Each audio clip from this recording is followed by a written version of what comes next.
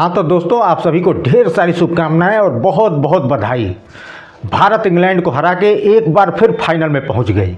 लगातार ये दूसरा मौका है, दूसरा चांस है जब भारत फाइनल में पहुंचा है। जैसा कि आप सबको पता चली गया है कि कल न्यूजीलैंड ने दक्षिण अफ्रीका को हरा दिया। सिर्फ हराया नहीं, बुरी तरह से हरा दिया।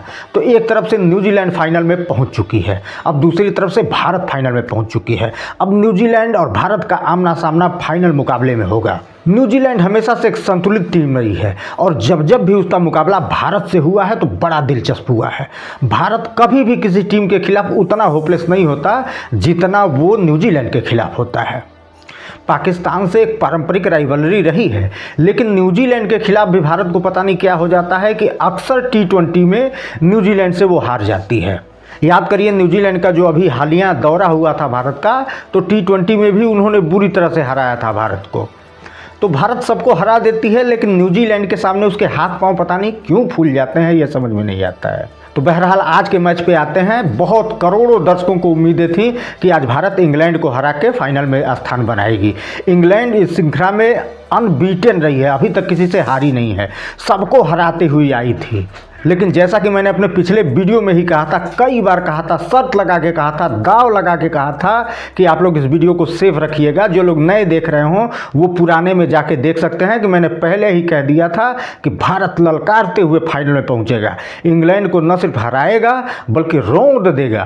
तो मेरी भविष्यवाणी एक बार फिर सही साबित हुई है। जो लोग न देखे हों वो जाके खोज के देख सकते हैं। तो मुझे पूरी उम्मीदें थी कि आज भारत निश्चित तौर पे इंग्लैंड को हरा देगा, और वही हुआ। भारत ने इंग्लैंड को हराकर सेमीफाइनल में अपना स्थान सुनिश्चित कर लिया। हालांकि इंग्लैंड भी बहुत बढ़िया टीम है, बहुत अच्छी टक्कर दिया इंग्लैंड ने, लेकिन भारतीय जाबाज तो भाई साहब भारतीय जाबाज ही हैं। हर फील्ड में इनका पराक्रम अतुलनीय है। तो आज का मैच वानखेड़े में था। वानखेड़े का मैदान जो है वो भारत के लिए लकी भी रहा है। बदस्तर की और स्टेडियमों को देखा जाए, जैसे अहमदाबाद वाला नरेंद्र मोदी स्टेडियम है, वो भारत के लिए बड़ा लकी नहीं रहा है, लेकिन वानखेड़े का जो स्टेडियम है ना, वो हमेशा से ही भारत के लिए लकी रहा है।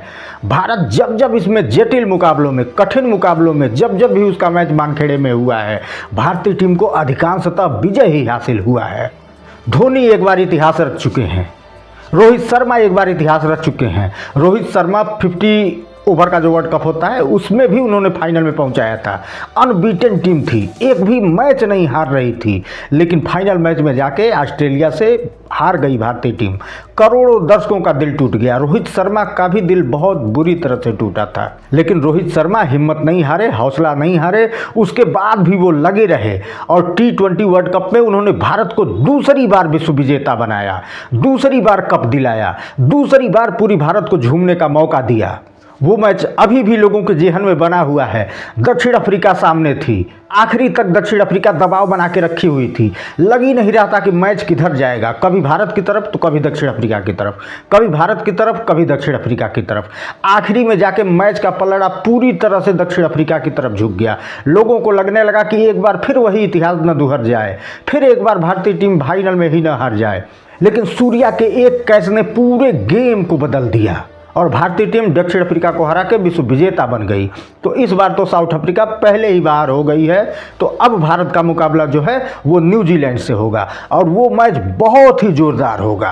तो आज के मैच में टॉस इंग्लैंड ने जीता और पहले क्षेत्र रक्षण करने का फैसला लिया, लेकिन उसका ये फैसला एकदम पूरी तरह से उल्टा पड़ गया।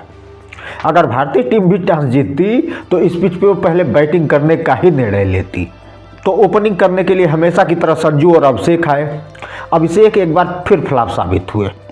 पूरी सीरीज में, पूरे इस विश्व कप में एक मैच को छोड़ दिया जाए, बाकी सारे मैचों में अभिषेक शर्मा फ्लॉप ही साबित हुए हैं। भाई साहब, ऐसे सीरीज में आपको चलने का क्या फायदा जब आप विश्व कप जैसे बड़े टूर्नामेंटों में नहीं चल पा रहे हैं। तो छोटे मोटे सीरीज में आप चल भी जाएं तो उसका कोई मतलब नहीं होता है।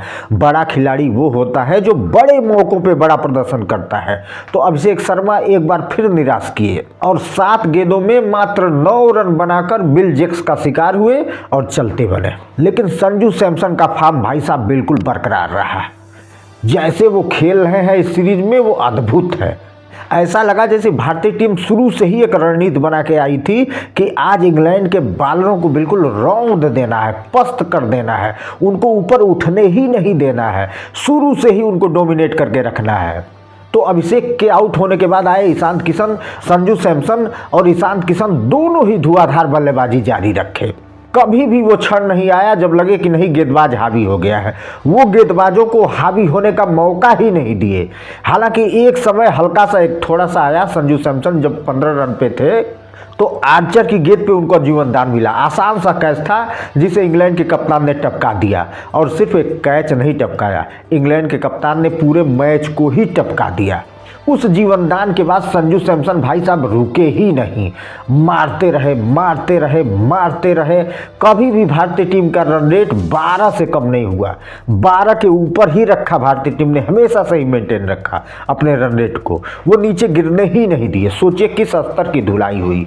और संजू सैमसन तो एक तरफ से अकेले मोर्चा संभाले रहे। ऐसा लगा जैसे वो पिछला ही मैच खेल रहे हैं, वही फॉर्म, वही टेक्निक, वही आइडिया, वही तरीका, वो डोमिनेट करते रहे। हर बॉलर को, कोई बॉलर हो, वो उभरने नहीं दिए इंग्लैंड के गेंदबाजों को। तो अभिषेक के आउट होने के बाद आए ईशांत किशन भी आज लय में दिखे। आज बढ़िया बल्लेबाजी उन्होंने किया। पिछले मैच में वो फ्लॉप हो गए थे, वो कसक उनके अंदर थी। उनको लग गया था कि नहीं, अगर लगातार 2 मैच में हम फ्लॉप होते हैं तो हम पे उंगलियां उठनी शुरू हो जाएंगी। तो उन्होंने धुआंधार बल्लेबाजी करी और कहीं भी ऐसा नहीं लगा कि वो दबाव में थे, पिछले मैच में आउट हुए हैं। आते ही फ्री हैंड उन्होंने खेलना जारी रखा और बहुत शानदार बल्लेबाजी की उन्होंने।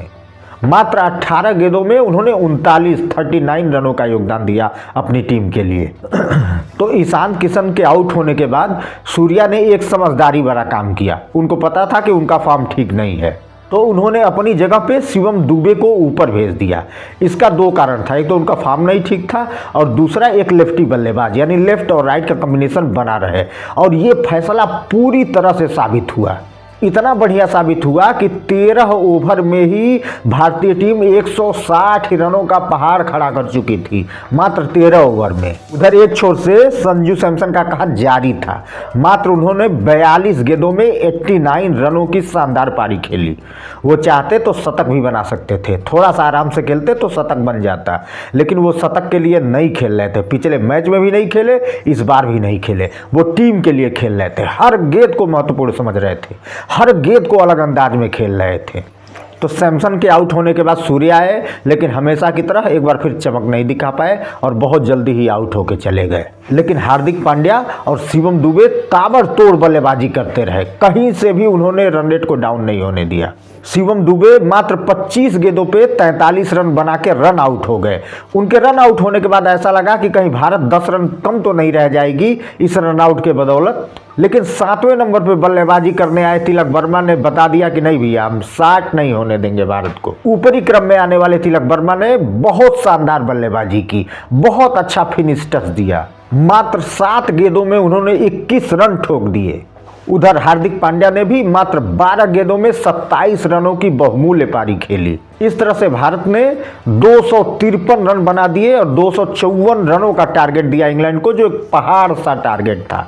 इस पहाड़ टारगेट में उनको धराशायी होना ही था और वो धराशायी हो गए। भारत यह मैच जीत के फाइनल में पहुंच चुका है, जहां उसका मुकाबला न्यूजीलैंड से होगा। जैसा कि मैंने आपको शुरू में ही बताया था कि ये मुकाबला बड़ा दिलचस्प होगा, क्योंकि भारतीय टीम हमेशा से ही न्यूजीलैंड के सामने थोड़ी सी डगमगाती है, लेकिन इस बार भारतीय टीम कुछ अलग ही सोच के आई है। तो पूरी उम्मीद है कि फाइनल में भी वो न्यूजीलैंड को रौंद के एक बार फिर भारत को विश्व विजेता बनाएगी। तो वीडियो को लाइक करिए, शेयर करिए और चैनल को सब्सक्राइब कीजिए। बने रहिए हमारे साथ हर खबर के लिए।